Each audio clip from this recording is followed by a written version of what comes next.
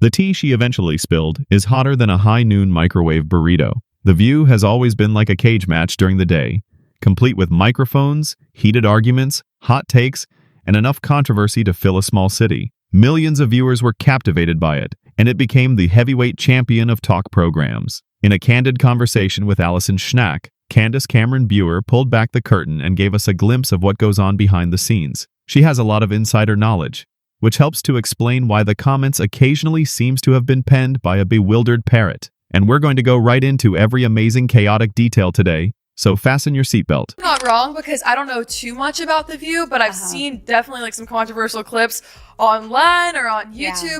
That's a primarily liberal audience. Oh yeah, it is. That whole show started and it's called The View because it's supposed to be 5 different viewpoints. Yeah. Yeah, it's pretty much one viewpoint. That's what I picked up. Yeah, there's usually like one token conservative. So I was that conservative for 2 years on this show. But going into it, you knew that you were going to be that kind of token target. Yeah. Okay, let us establish the scene. Between 2015 and 2016, Candace co-hosted The View, a time when the program focused more on small talk than extensive political feuds. You could see the change even then, though, as if you were seeing the gradual transformation of a calm puppy into a dramatic llama. The producers reportedly thought, hey, why not turn all the women on this panel into overnight political pundits? At that point, everyone, whether or not they were familiar with the term filibuster, now required a hot take. It only got worse from there. Spoiler alert. Trump comes in. His foray into politics was like to launching a fireworks display into a peaceful library. Just his name was enough to guarantee clicks, ratings, and unending media frenzy. All talk shows, including The View, naturally adapted more quickly than a cat on a Roomba. They believed that going on the outrage train and spending large amounts of airtime ranting against Trump was the quickest way to remain relevant. The kicker is this, though. In the first place, why did Candace sign up if all that havoc was on the horizon? I had to turn that job down. Are you serious? Multiple times.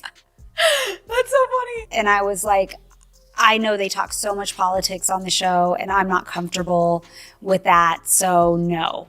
And then they came back and they were like, we're actually switching it. It's going to be more pop culture, more evergreen topics. We're not really going to talk about politics that much. And it was like, okay. And then I was like, well, I live in LA and I'm not moving to New York, so no.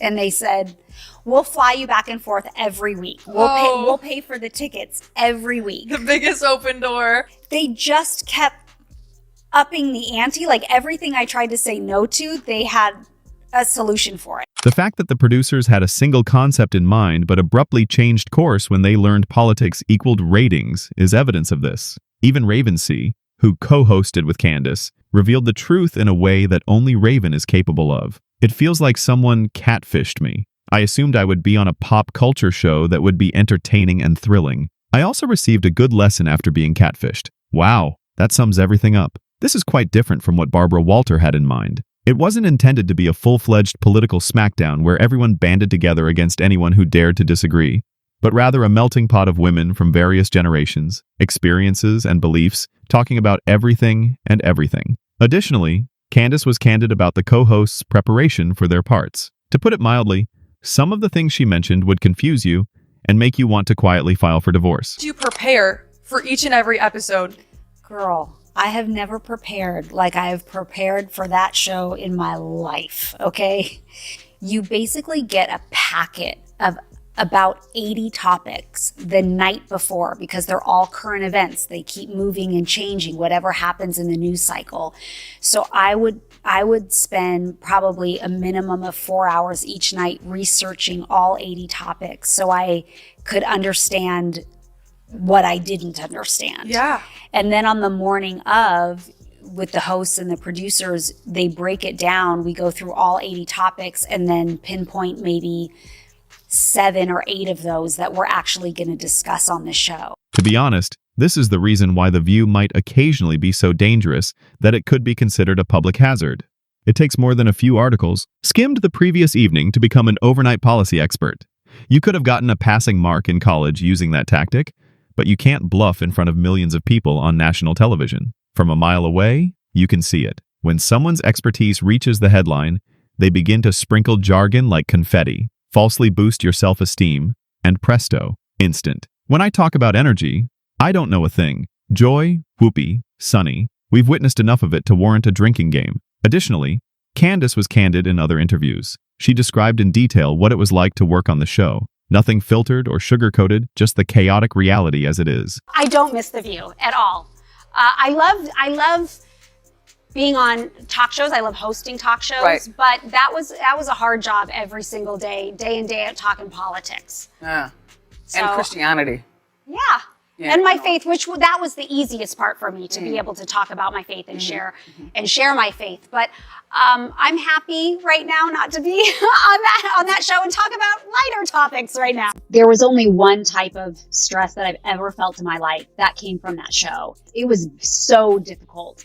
And to manage that emotional stress was very, very hard. Felt like I was going into a show that I didn't have a clear opinion about, or nervous to talk. Meghan McCain made her own revelation in an editorial piece in the Daily Mail. In my opinion, I was the conservative voice. I guess they believed me to be a Republican. They were able to eat. They were unaware that it wasn't the Republican fanatics they despise. They despise those who hold opposing views. To be honest, she's not mistaken. That is the exact job description. Act like the token conservative. Make it through a 4-on-1 debate every day without getting steamrolled, with eye rolls, interruptions, or conversational acrobatics that would make an Olympic gymnast envious. The other co-hosts jump in the moment you say anything that deviates from the left's narrative. Oh, and don't forget about the audience. The fifth unofficial co-host, who is essentially there to deceive you in stereo. They earn millions of dollars while getting yelled at, but is it really worth it? Debatable. Candace also revealed her approach to this circus. And let's just say that her approach likely explains why the show's token conservative position is as quickly filled as a breakfast restaurant pancake. Different reactions when you're put under pressure. So they talk about fight or flight. Like, do you fight? Are you ready to go for it? Or do you want to take off? Like, do you want to hide and you want to run? And I would say I am a flight person. Really? I don't love conflict. I'm not afraid of it. I like resolution. So I'm always happy to have the discussion because I like directness and I like resolution. But I'm not like, my gut reaction is not to fight with people. I want to take a hike. So with that, I think my disposition helped me in that when people really come at me, I don't get super riled up. Like, I don't put on the boxing gloves. With only rehashed hot takes and exaggerated hand gestures, along with Joy Behar and Sunny Host constantly yelling over you, no one could make it through an entire show. They may, however, be the true cause of the show's eventual demise. How do you feel? Is the chaotic charm part of it, or are they covertly undermining it? Please share your thoughts with me. Enter the comments section and let's discuss it. Go ahead and share the video with your friends if you want them to receive their coverage from a reputable source like us. In fact, it is really significant. I appreciate you listening.